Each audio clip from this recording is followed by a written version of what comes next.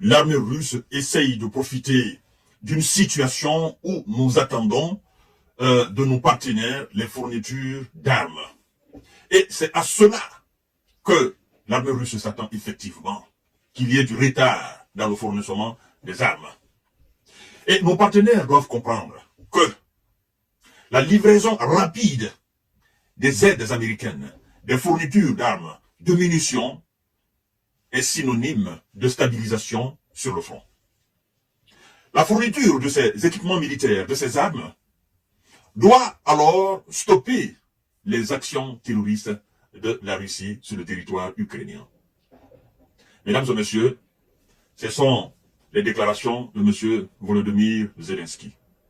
Et sur le plateau de télévision, pour les généraux et les experts en guerre ukrainienne qui étaient là, qui débattaient, eux-mêmes, ils sont complètement désolés. Ils sont désolés parce que, vous savez, l'esprit humain n'aime pas trop le mensonge. L'esprit humain n'aime pas trop se torturer pour transformer le mensonge en vérité.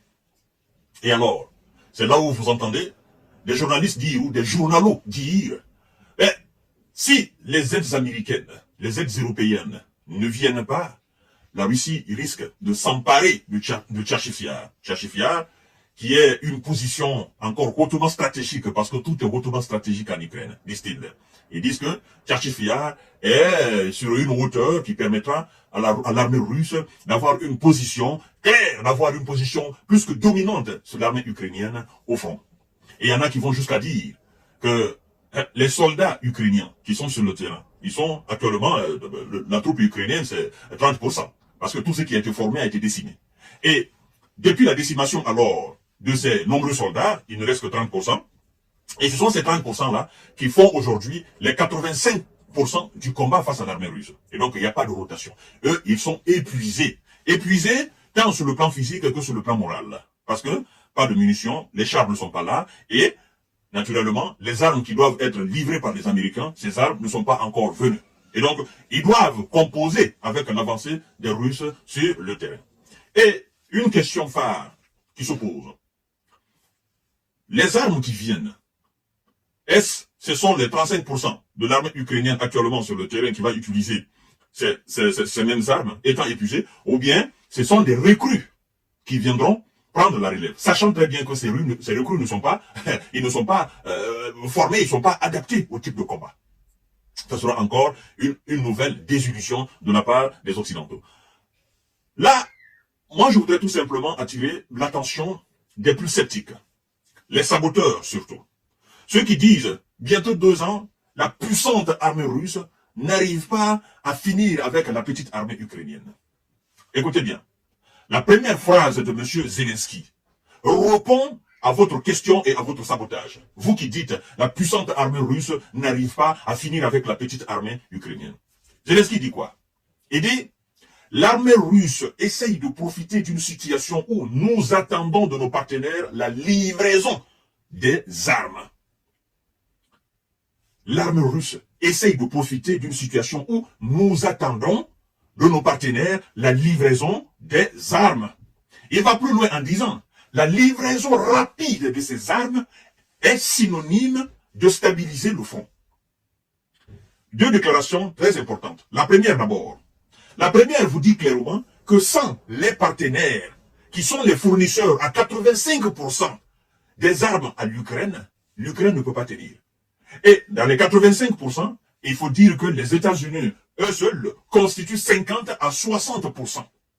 Parce que Zelensky dit, nous attendons de nos partenaires la livraison rapide, n'est-ce pas, des armes. Nos partenaires, et puis il particularise. Il dit en particulier les États-Unis. Parce qu'il a compris que les Européens ne font absolument rien. Vous comprenez? Donc il dit en particulier les États-Unis. Et donc, ça veut dire quoi? À l'instant où je suis en train d'enregistrer cette émission, pour les hommes doués d'intelligence, quand je dis homme, je parle homme avec grand H, c'est-à-dire femmes et garçons. Pour les hommes doués d'intelligence, quand on dit la Russie essaye de profiter, n'est-ce pas, de cette situation où nous attendons des armes, ça veut dire quoi? Ça veut dire tout simplement, sans nos partenaires, nous ne pouvons pas tenir face à l'armée russe. La Russie n'a jamais profité d'une situation ukrainienne. La Russie s'est préparée conséquemment pour lancer son opération spéciale militaire. Et chaque jour qui passe, elle se prépare davantage. Elle se donne plus de moyens pour réussir son objectif. Et donc, la Russie ne profite pas d'une situation désavantageuse à l'Ukraine. Non. Si l'Ukraine et ses alliés n'arrivent pas, n'est-ce pas, à s'auto-fournir ou à accomplir ce qui doit être accompli pour atteindre leur objectif, ça, c'est pas le problème de la Russie. Vous êtes deux boxeurs poids lourds sur le ring. Si vous et votre adversaire et votre coach, vous n'êtes pas préparés conséquemment pour répondre aux assauts à l'ordre de votre adversaire, la faute n'est pas à votre adversaire. La faute incombe à vous et à votre coach. Vous comprenez? Si aujourd'hui, l'Ukraine est dans une pénurie d'armement et d'hommes sur le terrain, la faute n'est pas russe. La faute est l'Ukraine, l'Europe et les États-Unis et leurs autres alliés. Vous comprenez? Si le fournissement ne suit pas, si cette chaîne-là ne suit pas, ça, c'est pas le problème du Kremlin. C'est pas le problème de l'armée russe. Et donc, qu'on enlève le terme profiter de la situation où nous attendons nos armes. Qu'on dise tout simplement, la Russie est en train d'accomplir sa mission et est naturellement, à un moment très fort d'atteindre son objectif. Elle ne profite pas d'une situation. Vous comprenez? Alors, quand il dit la fourniture rapide c'est-à-dire des armes est synonyme de stabiliser le front, il n'a pas dit là, la fourniture rapide des armes est synonyme de dérussification de l'Ukraine. Il dit stabilisation du front. Ça veut dire quoi? Ça veut dire que tout ce qui sera donné aux Ukrainiens aujourd'hui, ça ne va être utilisé que de défendre et non de lancer une contre-offensive. Parce que c'est peu. C'est peu. Ils n'ont pas les hommes pour lancer une offensive. Ils n'ont pas assez de munitions, ils n'ont pas de chars, parce que les chars ont été retirés. Moi d'ailleurs, je me pose la question. Puisque les chars Abrams sont retirés du train, sont retirés des lignes de front, ça veut dire que la livraison prochaine des États-Unis, les chars ne feront pas partir. Les véhicules blindés américains ne feront pas partir. Et qui dit absence de véhicules blindés et de chars sur le terrain, vous êtes vulnérables. Parce que les chars constituent des éléments c'est-à-dire des éléments très importants dans une telle guerre. Vous comprenez? Sans chars, mais vous êtes exposés. Maintenant, sans chars, sans avions, sans véhicules blindés, les États-Unis vont fournir quoi? Des missiles à longue portée? Ou des missiles à moyenne portée? Ils vont fournir quoi? Des munitions, des obus, ils vont fournir quoi? C'est ça, au fait. Les lance-roquettes américains sont à chaque moment détruits par l'armée russe. Les Américains vont fournir quoi en termes d'armement?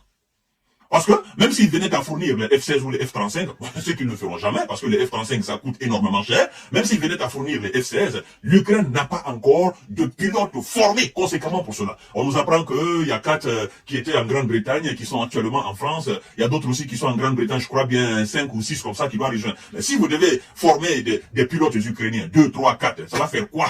Ça va représenter quoi? Ça va représenter quoi? Ben, si ils ne peuvent pas manier le F-16, qu'est-ce que vous devez faire? Composer avec les moyens de bord.